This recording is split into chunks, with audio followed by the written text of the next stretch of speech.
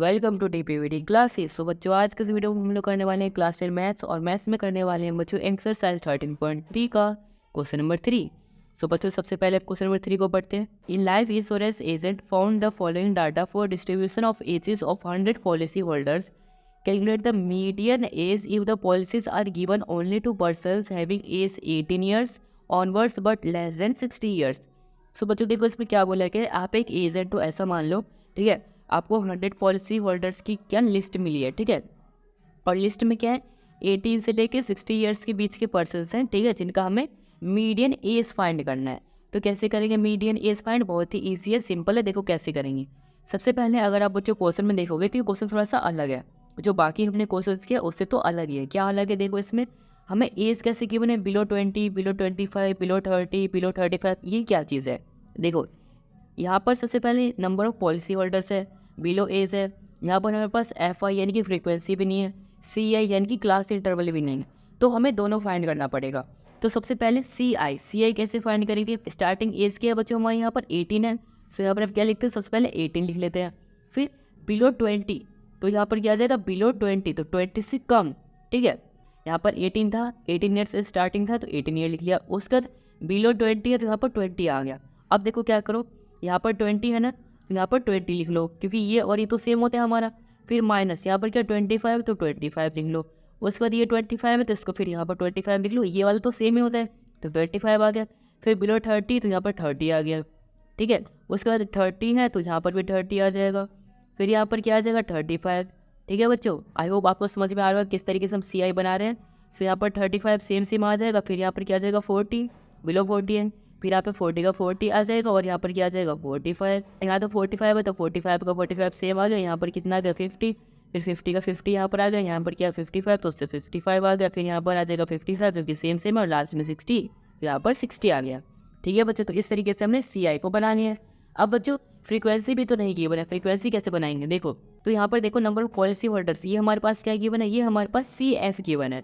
जो हमारे बच्चों सी एफ की वैल्यू होती है ना, कम्युलेटिव फ्रीक्वेंसी, वो हमारे पास ये गिवन है, ठीक है।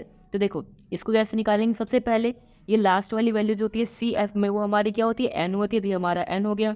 अब सी एफ से फ्रीक्वेंसी कैसे निकालेंगे? सब्ट्रैक्ट करके। सबसे पहले बच्चों 100 में से 98 को माइनस कर दो, तो कितना आ जाएगा?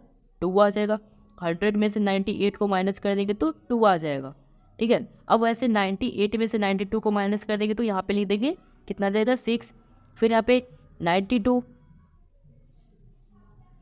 फिर यहाँ पे 92 में से 89 को माइनस कर देंगे तो हमारा कितना आ जाएगा?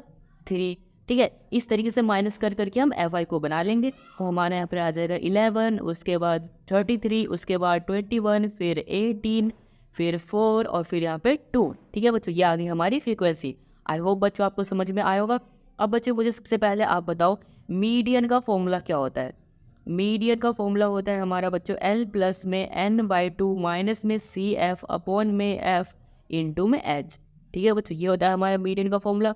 अब सबसे पहले सभी चीज़ों को फाइंड कर लेते हैं। जैसे कि सबसे पहले हाईएस्ट फ्रीक्वेंसी देखो बच्चों क्या है? 33।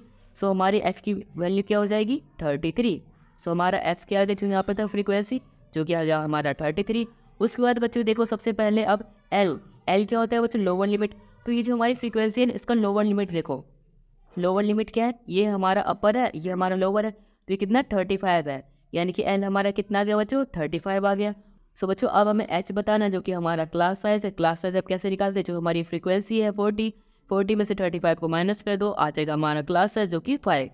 उसके बाद बच्चों सी एफ देखो अब कैसे निकालते हैं। जो हमारी ये फ्रीक्वेंसी है ना, फ्रीक्वेंसी के सामने वाली से ऊपर वाली वैल्यू जो होती है, ये हमारी क्या होती है? सी एफ होती है। जो हाईएस्ट फ्रीक्वेंसी है उसके सामने जाके ऊपर जाओगे तो ये हमारी सी एफ की वैल्यू मिल जाएगी। यानी सी एफ कितना आ गया बच्चों? 45 आ गया है, ठीक है बच्चों। और एन हमारे पास 100 है।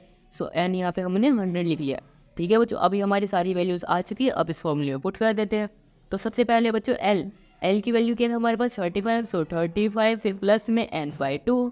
एन क्या है बच्चों? हमारा 100। सो यहाँ पर क्या आ जाएगा? 100/2। फिर माइनस में सी एफ की वैल्यू क्या है? 45। सो यहाँ पर आ जाएगा 45। फिर अपॉन में एफ यानी कि फ्रीक्वेंसी, जो कि हमारी कितनी है? 33। सो यहाँ पर कितना आ गया? 33, ठीक है बच्चों। फिर इंटू में एच क्या है बच्चों? हमारा 5। सो यहाँ पर हमने 5 पुट कर दिया। सो बच्चों यहाँ पर देखो ब्रैकेट यहाँ से है, ठीक है, ये ब्रैकेट नहीं है।